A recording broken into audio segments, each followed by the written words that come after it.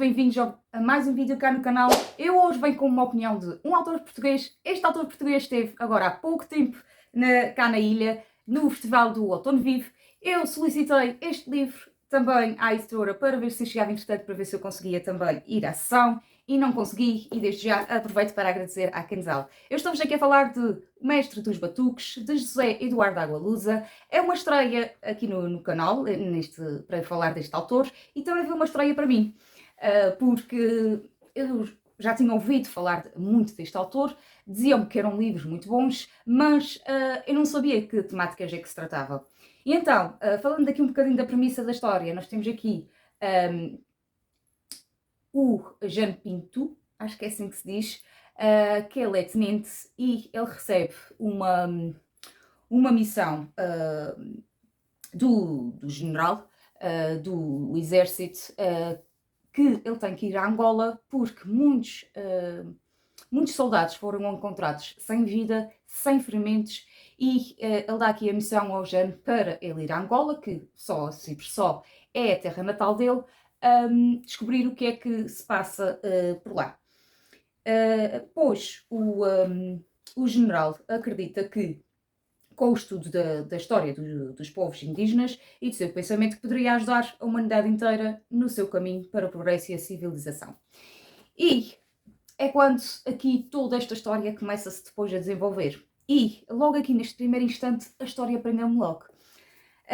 E eu por acaso não tinha conhecimento desta guerra, deste reinado, desta revolta, que passou-se entre 1902 e 1904, que foi a chamada Revolta do Bailundo, que tem a ver com o conflito entre os angolanos, nativos, elites europeias e crioulos e o governo colonial português, onde esta revolta do Bailundo ficou marcada pela possibilidade, digamos, de paz, ou de um período mais pacífico, para as campanhas militares ocorrerem na região.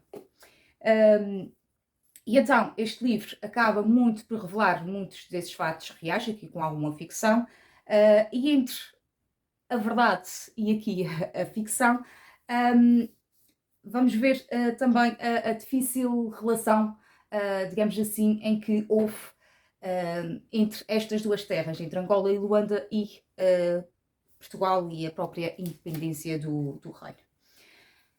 Vamos ter aqui um homem, eu acho que não posso dizer o porquê, posso dizer que ele era uma personagem muito, muito simples, e depois ele acaba por ser o mestre dos batuques, que foi assim onde ele ficou conhecido, e depois ele acaba por ter, digamos, ele progride na vida, e vai ter também outro nome aqui associado a ele, mas ele lá na zona era conhecido aqui pelos mestres dos batuques. Durante esta parte do reino do Bailundo, que, como eu disse muito inicialmente, eu não conhecia que tinha sequer existido, portanto eu fui um bocadinho sem expectativas e a medo do que é que me podia esperar. E acabei por adorar e apaixonar-me aqui pela caracterização e pela própria descrição que nós vamos retendo ao longo das páginas e das próprias ações. Eu acabei por apaixonar muito aqui pelas personagens, pelo nosso Jean Pinto, pela nossa Lucrécia, que vai ser também aqui uma personagem importantíssima e vai ter aqui um papel muito crucial nesta história. Temos também o Mambo e a Cavita, eu acho que é assim que se diz, porque isto são nomes angolanos e eu tenho medo até dizer aqui alguma estupidez. E, como eu estava-vos a dizer, foi uma história muito, muito entusiasmante, porque aprendi, e foi uma história que me agarrou logo desde o início, ou seja, quando agarrei esta história, praticamente eu estava sempre a ver qual era o próximo tempo livre para eu ler mais um pouco e para conhecer mais um pouco e para acompanhar mais a ação e mais desenvolvimento desta história. Esta história acabou por ser muito rica para mim, muito enriquecedora.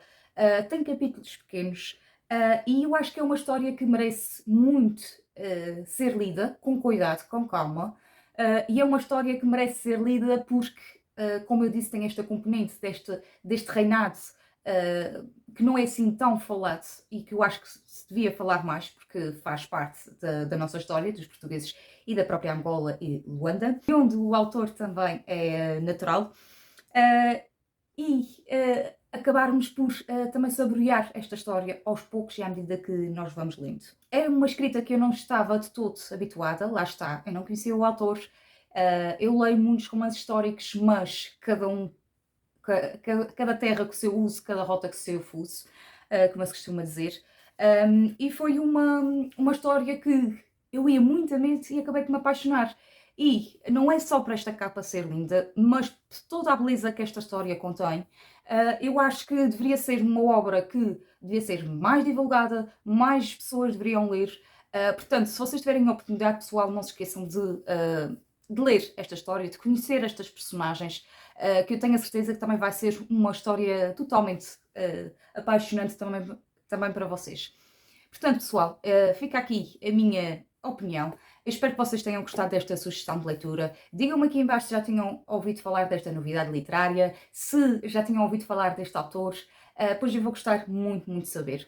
E, quanto a mim, eu por agora deixo-me ficar por aqui. Eu espero que vocês tenham gostado e nós vemos no próximo vídeo. Até lá, fiquem bem e façam boas leituras. Tchau!